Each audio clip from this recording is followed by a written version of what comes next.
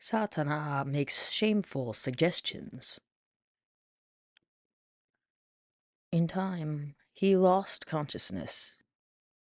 His pocket watch said 3:30 when he was awakened by a conversation behind the glass partition on his left. Dr. Krokovsky, who made his rounds at this hour without the director, was speaking in Russian with the rude married couple, inquiring, so it seemed, about the husband's state of health and checking his fever chart. But now he continued on his journey, not via the balcony, however, but by way of the hall, detouring around Hans Castorp's room and entering Joachim's through the door. Hans Castorp felt rather hurt that he had been circumvented and left lying there to his own devices. Not that he felt any great need for a tete-a-tete with Dr. Krakowski. To be sure, he happened to be healthy, and so he wasn't included. Because, as things stood with people up here, he thought, anyone who had the honor of being healthy didn't count and wasn't going to be asked any questions. And that annoyed young Castorp.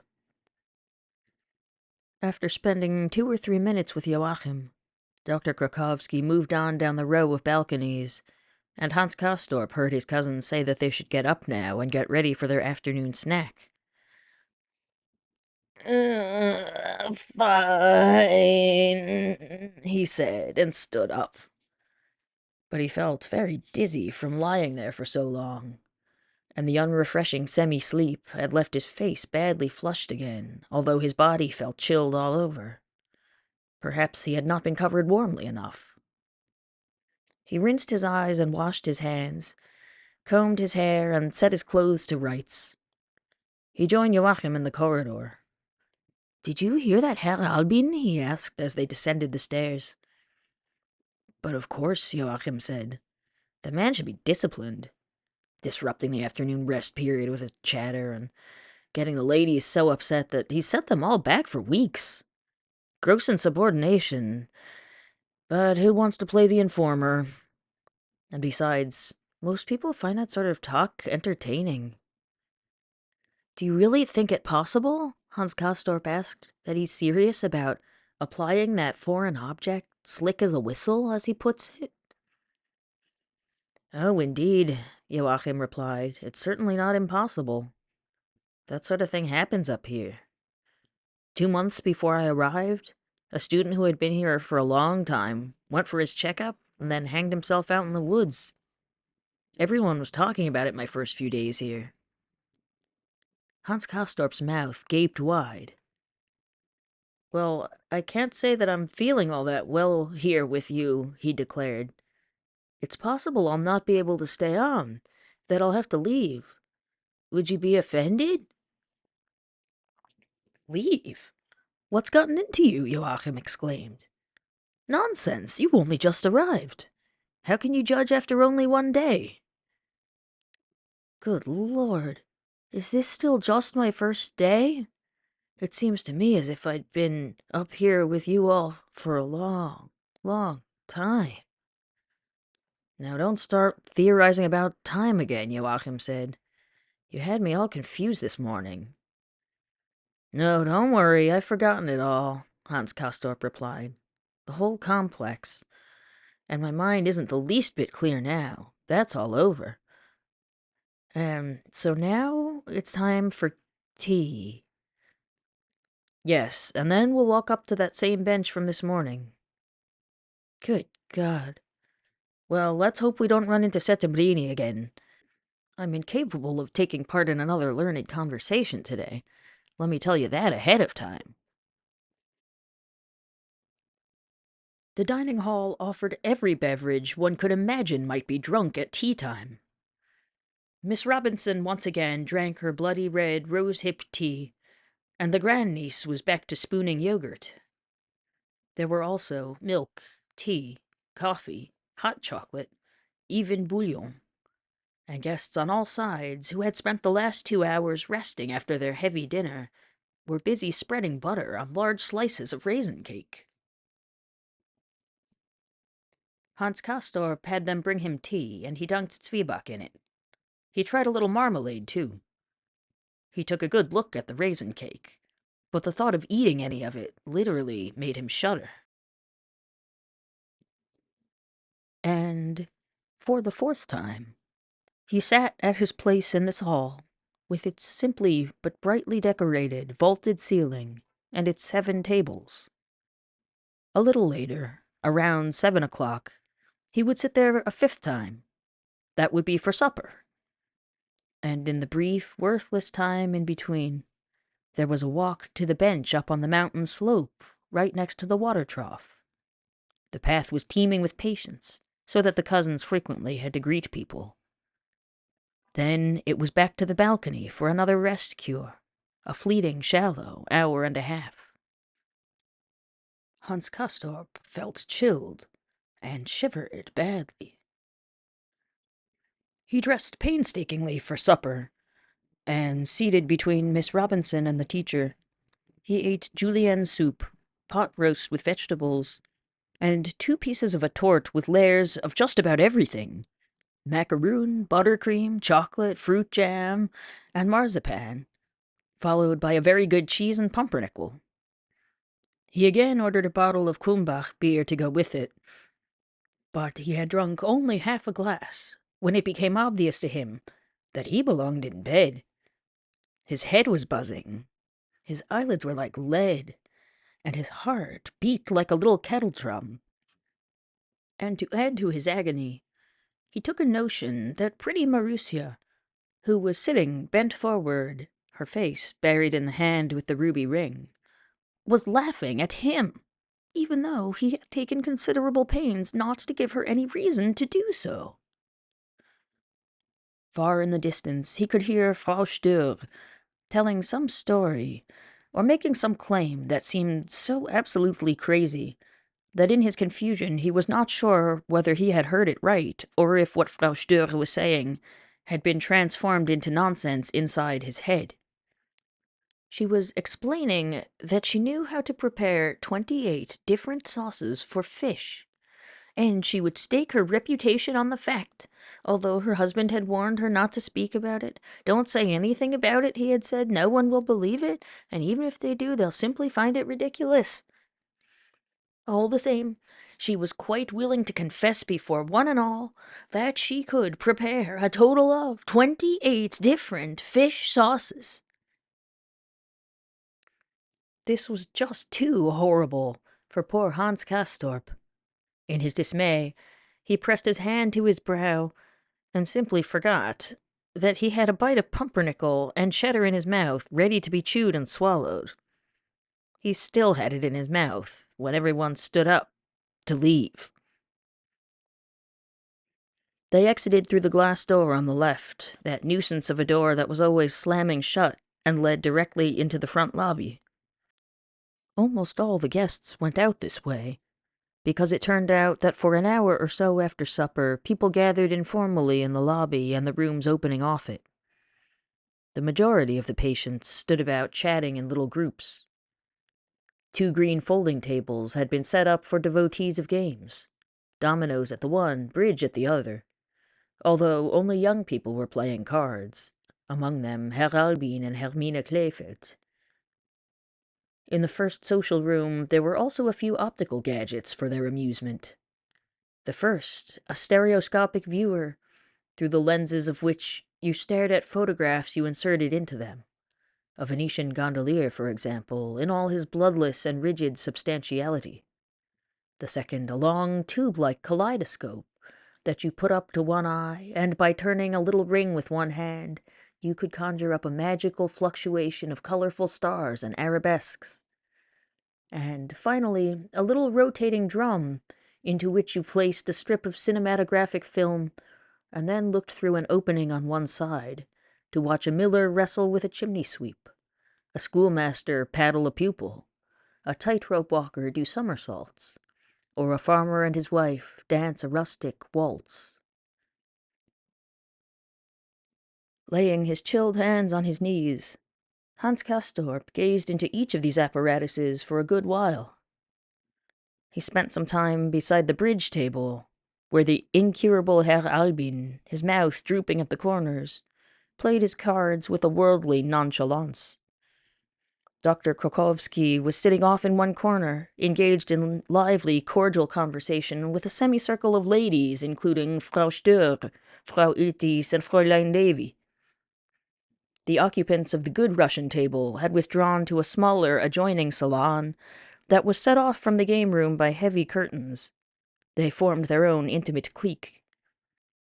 In addition to Madame Chauchat, this consisted of a blonde-bearded, lackadaisical gentleman with a concave chest and pop eyes, a very dark-skinned girl with an original droll face, golden earrings, and a mop of frizzy hair, Dr. Blumenkohl, who had likewise joined them, and two hunch-shouldered youths. Madame Chauchat was wearing a blue dress with a white lace collar. The focus of the group, she was sitting on the sofa behind the round table at the far end of the small salon, her face turned toward the game room. Hans Castorp, who could not look at this ill-mannered woman without feeling some disapproval, thought to himself, "She reminds me of something, but I can't really say what."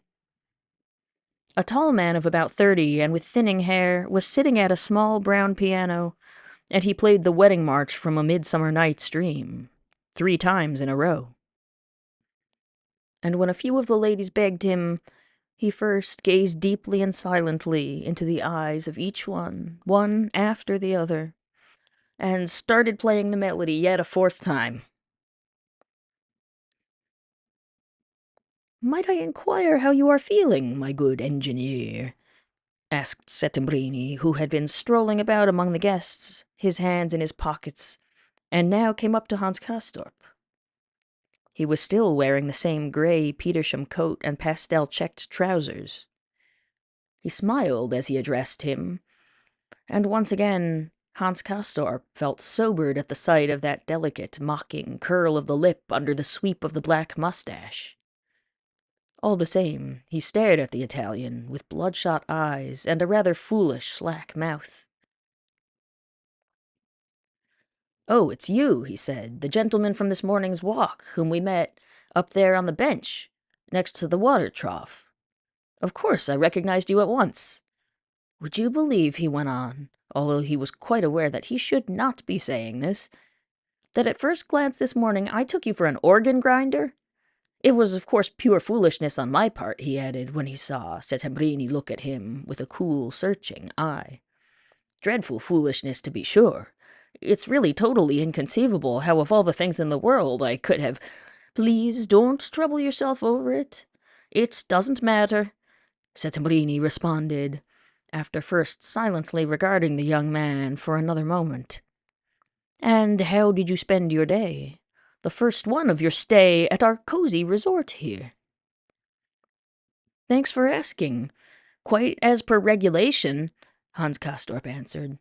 "Primarily in the horizontal fashion, as I've been told you like to put it." Settembrini smiled. "It may be that I have described it that way on occasion," he said. "Well, and did you find it diverting to live horizontally?" "It is at times hard to differentiate, you see. I certainly haven't been bored. There's all too much hustle and bustle up here among you for that. There are so many new and remarkable things to see in here. And yet, on the other hand, it's as if I had been here not just for a day, but considerably longer. Almost as if I had grown older, and wiser, it seems to me." "Wiser as well?" Settembrini said, and raised his eyebrows. "Might I be permitted a question? How old are you, really?" And of all things, Hans Castorp didn't know. For the moment, at least, he didn't know how old he was, despite intense, indeed desperate attempts to collect his thoughts. And to win some time, he asked for the question to be repeated, and then he said, "Me, how old am I? I'm in my 24th year, of course. That is, I'll be 24 soon. Forgive me, I'm very tired," he said. "Tired isn't the word for it. You know what it's like when you're dreaming and you know that you're dreaming and try to wake up but can't? Well, that's just how I feel right now. I definitely have a fever. There's no other explanation. Would you believe it? My feet are cold all the way up to my knees. If you can put it that way, since these aren't part of your feet, of course. You must excuse me, I'm absolutely groggy. But then, that's no wonder, really, when the first thing in the morning you get whistled at by a pneumothorax, and afterwards you have to listen to that Herr Albin talking, and from the horizontal position to boot. Just imagine. It's as if I can no longer trust my five senses, and I must say I find that bothers me more than a flushed face and cold feet. Tell me quite frankly, do you think it's possible that Frau Sturck knows how to make 28 sauces for fish? I don't mean whether she can actually make them. That's out of the question, I'm sure. But whether she really claimed she could while we were sitting at the table just now, or if I just imagined she did, that's all I want to know. Settembrini stared at him. He hadn't seemed to listen. His eyes had set again, taking on that same fixed, vacant look. Just as he had earlier that morning, he repeated a threefold, yes, yes, yes, and I see, I see, I see, with hissing, deliberately ironic S's. 24, you say? He then asked. No, 28, Hans Castorp said. 28 sauces for fish. Not just sauces in general, but sauces specifically for fish. That's what's so monstrous about it.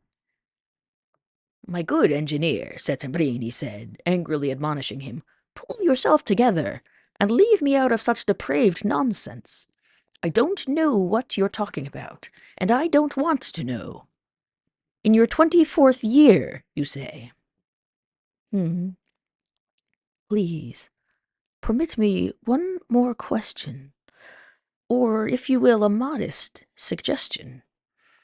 Since your stay here appears not to be good for you, neither physically nor, if I am not mistaken, mentally, how would it be if you were to forego the pleasure of growing older here, in short, if you were to pack your things tonight and be on your way with one of the scheduled express trains tomorrow morning? You mean I should leave? Hans Castorp asked.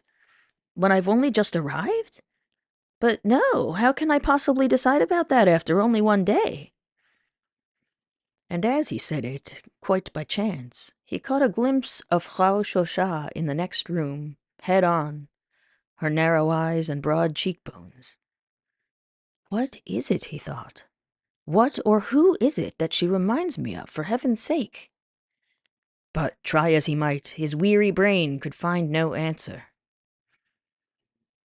Of course I'm not finding it all that easy to get acclimatized up here, he went on. But that was to be expected. If I were to throw in the towel so soon, simply because I'll be a little confused and flushed for a few days, why, I'd be ashamed of myself. I'd feel like a coward. And besides, it would be quite counter to reason. No, you must admit. He was suddenly speaking with great urgency, shifting his shoulders excitedly, as if hoping to convince the Italian to make a formal retraction of his suggestion. I salute reason, Settembrini replied, and I salute courage as well. By the way, what you say sounds good, and it would be difficult to find any truly cogent objection, because I, too, have seen some marvelous cases of acclimatization. There was Fräulein Kneifer just last year, Ottilia Kneifer, from a fine family, the daughter of a higher government official. She was here for about a year and a half, and became so splendidly accustomed to life up here, that once she had been completely restored to health, and that does happen, people do get well up here sometimes, she refused to leave on any account. She fervently begged the director to be allowed to stay.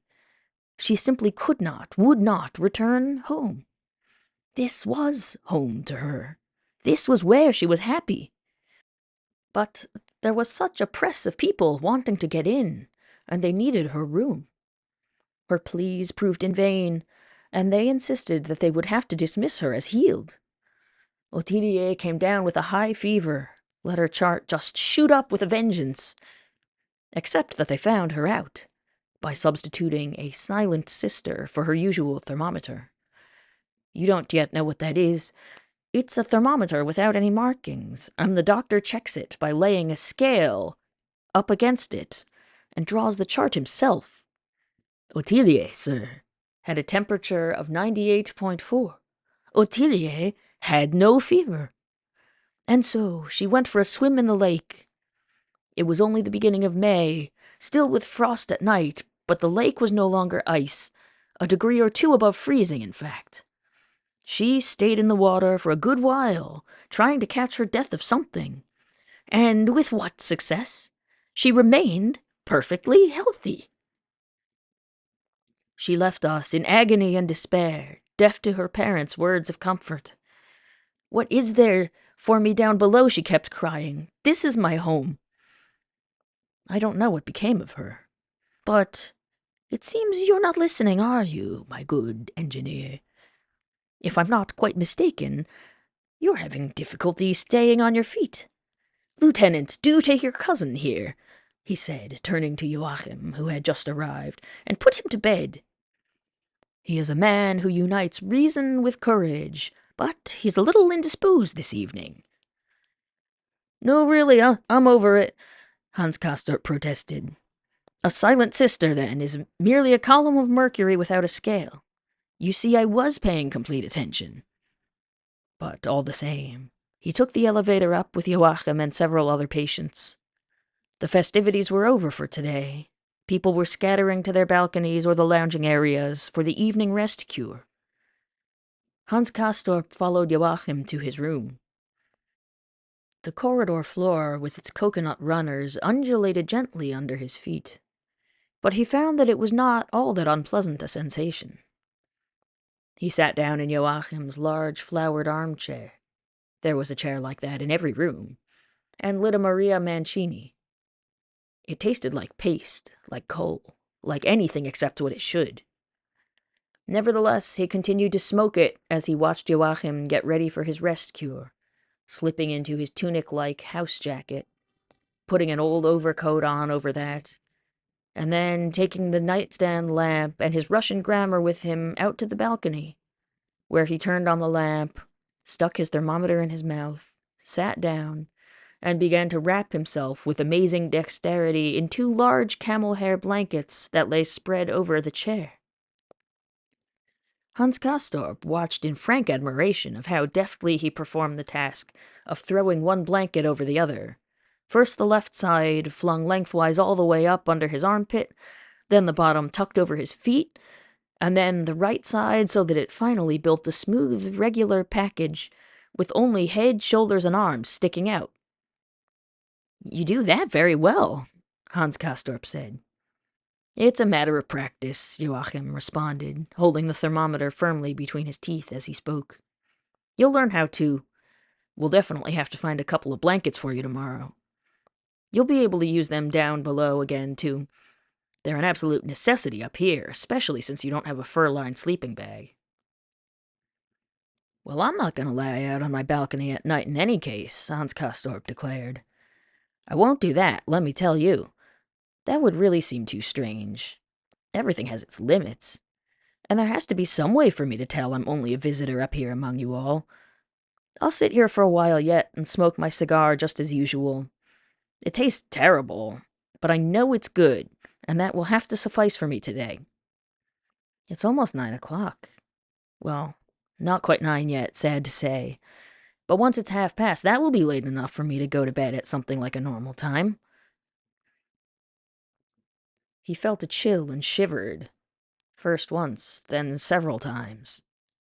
Hans Castorp leapt up and ran over to the wall thermometer, as if hoping to catch it flagrante delicto. It read 52 degrees Fahrenheit. He felt the pipes of the radiator. They were cold and dead. He muttered something incoherent, rambling on to the effect that even if it was August, it would be no disgrace to heat the place, because it wasn't a matter of the month, but of the temperature. And right now it was so low that he was freezing to death. But his face was burning. He sat back down, then stood up again, muttered a request to use the blanket from Joachim's bed, spread it over his legs, and went back to sitting, flushed, chilled, tormenting himself with the disgusting taste of his cigar. A wave of misery swept over him. It seemed as if he had never felt this miserable in all his life. "This is wretched," he murmured. But suddenly, a curiously extravagant sense of joy and hope stirred within him, and he sat up, waiting to see if it would return. But it didn't. Only the misery remained. Finally he stood up, tossed Joachim's blanket back on the bed, and with wretched lips he muttered something that sounded like, "Good night. Don't freeze out there, and call me again for breakfast," and staggered out to the corridor and into his room. He hummed to himself while he undressed, but not out of any sense of cheer.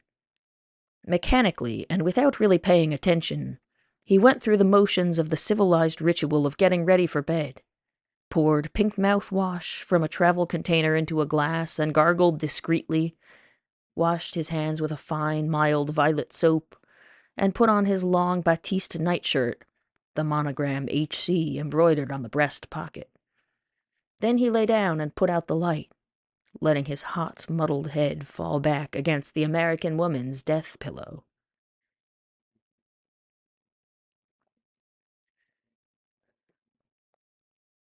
He had been certain that he would sink into sleep at once, but it turned out that he was wrong, and whereas he had barely been able to keep his eyes open before, they simply would not remain closed now, but kept fluttering open restlessly the moment he shut them.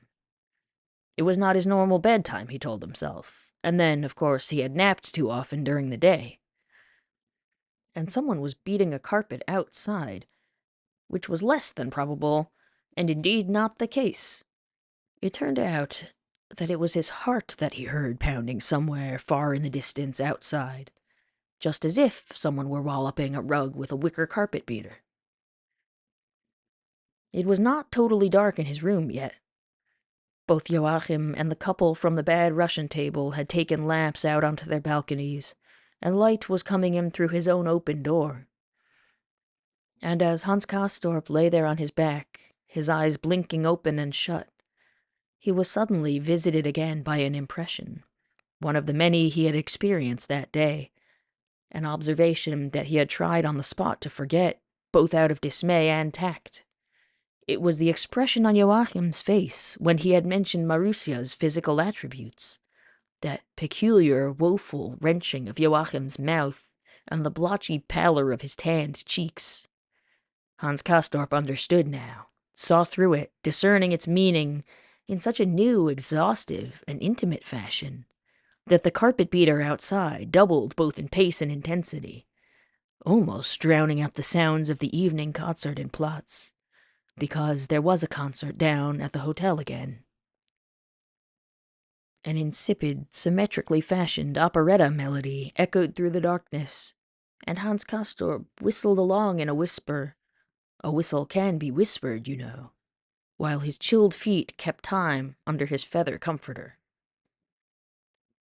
This was, of course, no way to fall asleep, and Hans Castorp now felt no inclination to do so either.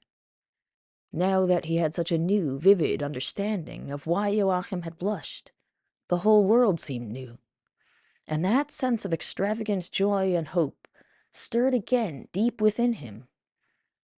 But he was still waiting for something else, too, although he did not really ask himself what it was. But when he heard his neighbors on the right and left ending their evening rest cure, and returning to their rooms to exchange one horizontal position outside for another inside, he announced to himself his conviction that the barbaric married couple would be quiet. "I'll be able to fall peacefully asleep," he thought.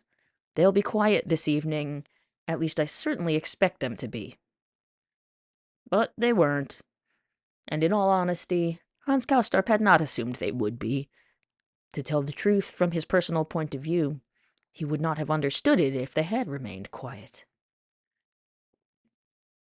Nevertheless, he blurted out a monotone cry of furious amazement at what he now heard.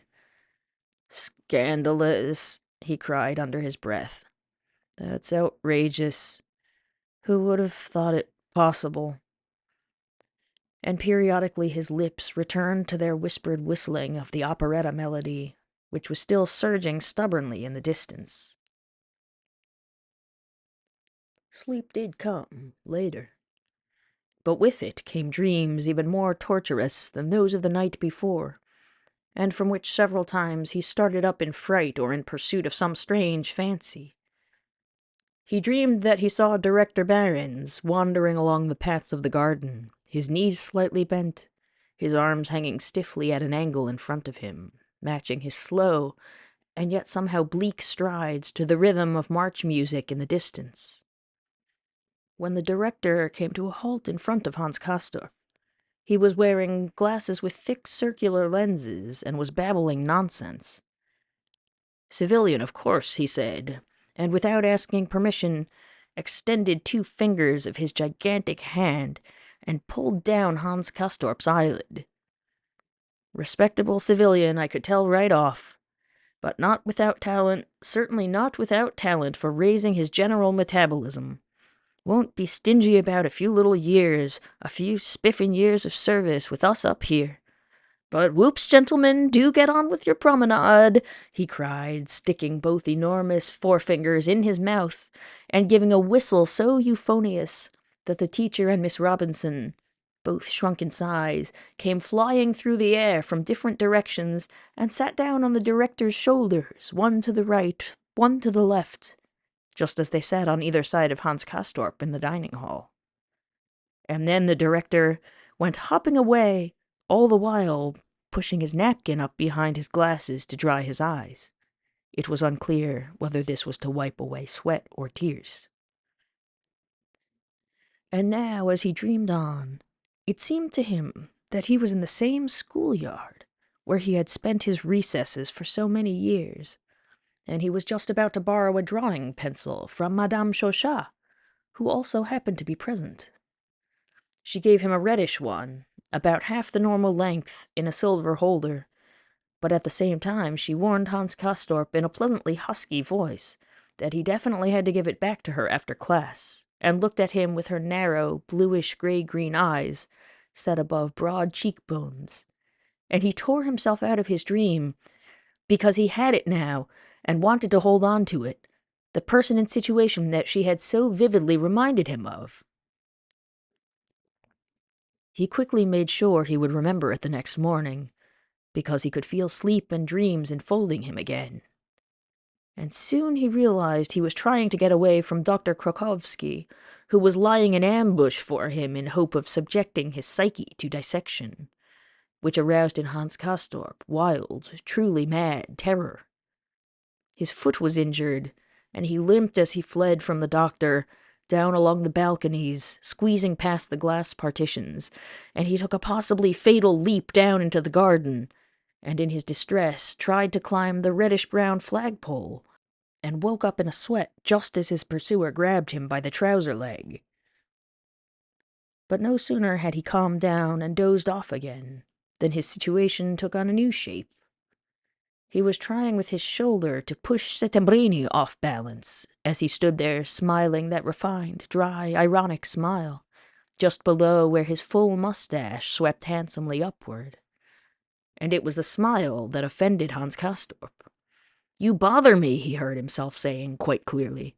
"Go away. You're only an organ grinder, and you are in my way here." Except that Settembrini would not budge, and Hans Castorp was still standing there trying to think what to do next, when quite unexpectedly he had a brilliant insight into what time actually is. Nothing less than a silent sister, a column of mercury without a scale, for the purpose of keeping people from cheating. And he awoke definitely intending to share his discovery with his cousin Joachim the next morning. The night passed amid several such adventures and discoveries, And even Hermine Kleefeld played a nebulous role, as did Herr Albin and Captain Miklosic, who carried Frau Stur away in his jaws, only to have Prosecutor Paravant run him through with a spear. But there was only one dream that Hans Castorp dreamed twice that night, and it was exactly the same both times. It came the second time toward morning. He was sitting in the dining hall with its 7 tables, when the glass door banged shut louder than ever, and in came Madame Chauchat, wearing her white sweater, one hand in her pocket and the other at the back of her head. Instead of proceeding to the good Russian table, the ill-mannered woman walked soundlessly up to Hans Castorp, and silently extended her hand for him to kiss, not the back, but the palm.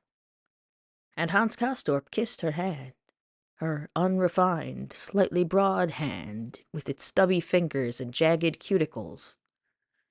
And once again he felt sweeping through him, from head to foot, that sense of dissolute sweetness that had risen up inside him when he had tried out what it must be like to be free of the pressures of honor and to enjoy the unbounded advantages of disgrace. And he experienced that sweetness again in his dream, except that it was overwhelmingly sweeter.